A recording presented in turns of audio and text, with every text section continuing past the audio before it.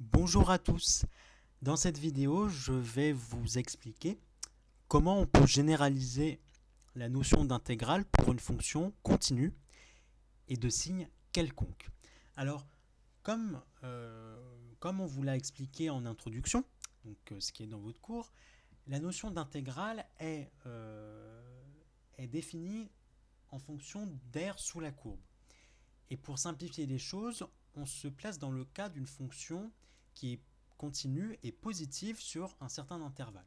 Donc là, je refais le schéma du cours avec une fonction f qui va être positive.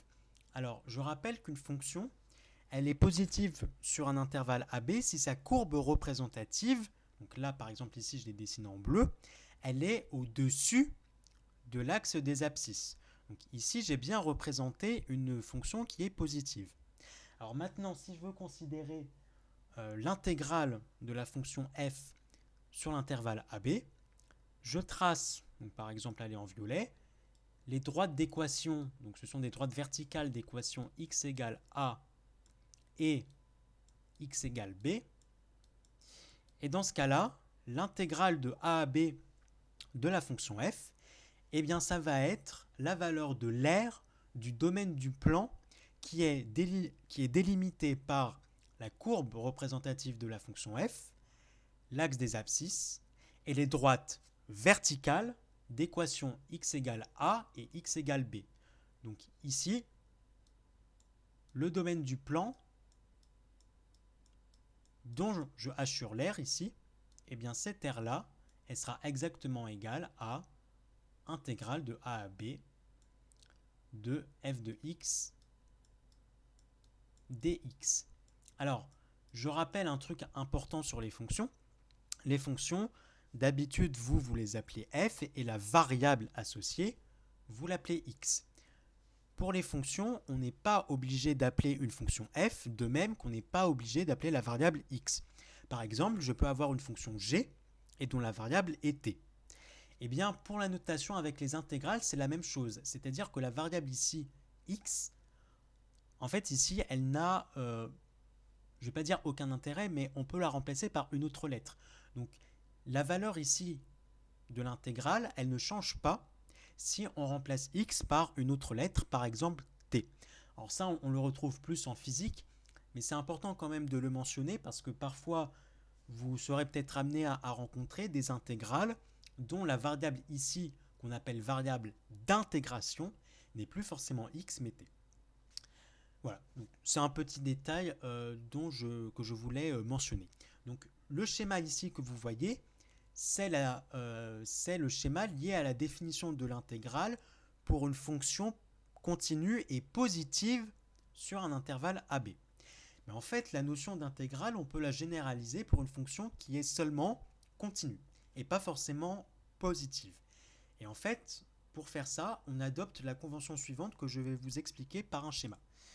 Alors, je vais représenter ici une fonction f, hop,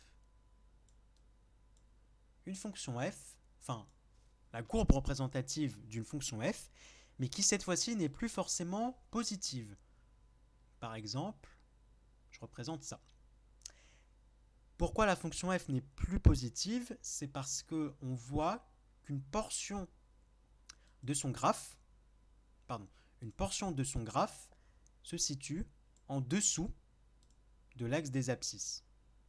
Donc ainsi, comme on a une portion du graphe de la fonction f qui est en dessous de l'axe des abscisses, ça veut dire que sur l'intervalle en question, la fonction f est négative. Et donc si on considère l'intervalle total, donc si on considère en fait le graphe en entier, on a une fonction f qui en fait est continue et qui change de signe. Alors maintenant, je vais représenter trois droites verticales. Donc la première que je vais appeler, donc ça va être la droite d'équation x égale a. Ici, à l'endroit où la fonction s'annule, je vais tracer la droite verticale d'équation x égale b. Et ici, je vais représenter la droite d'équation x égale c. Maintenant, je vais considérer deux domaines du plan. En vert, je assure l'aire qui est délimitée, l'aire du domaine du plan qui est délimitée par la courbe représentative de la fonction f, ici en bleu, l'axe des abscisses et les droites d'équation x égale a et x égale b.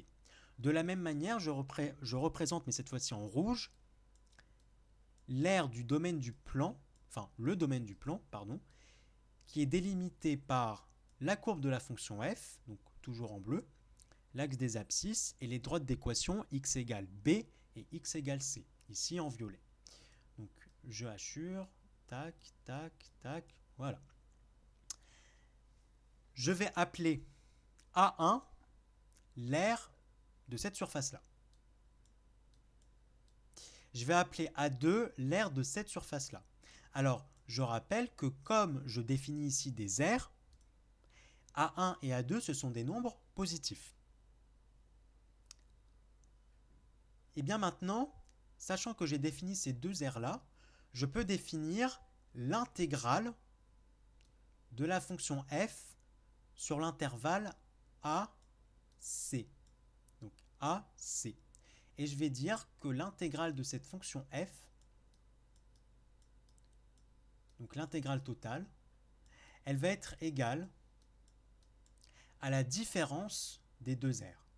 Donc en fait, la convention qu'on adopte, c'est que pour des domaines du plan pour lesquels la fonction f est en dessous de l'axe des abscisses, donc ici l'aire A2, eh bien l'aire A2, on va la soustraire à l'aire A1. Donc autrement dit, pour toutes les aires qui sont délimitées en dessous de l'axe des abscisses, en fait c'est comme si on les comptait négativement. D'accord ? Donc en faisant cette différence-là, A1 moins A2, eh bien on va avoir défini en gros une formule que j'encadre ici et qui permet de généraliser la notion d'intégrale d'une fonction continue, mais cette fois-ci qui a un signe quelconque, donc plus forcément positive. L'intégrale ici, à vue d'œil, on voit qu'elle va être négative parce que vous remarquez bien que l'aire A2, donc la surface que j'ai hachurée en rouge, elle est nettement plus grande que la surface que j'ai hachurée en vert. Donc l'aire A2 est plus grande que l'aire A1. Donc la différence des deux, A1 moins A2, elle va être négative. Donc l'intégrale ici, ça ne va plus être l'intégrale d'une aire précisément, ça va être l'intégrale qui va définir une différence de deux aires. Cette différence-là, dans l'exemple que j'ai fait ici, elle sera négative. D'accord ? Donc cette convention-là, donc par l'intermédiaire de cette formule-là, elle permet de généraliser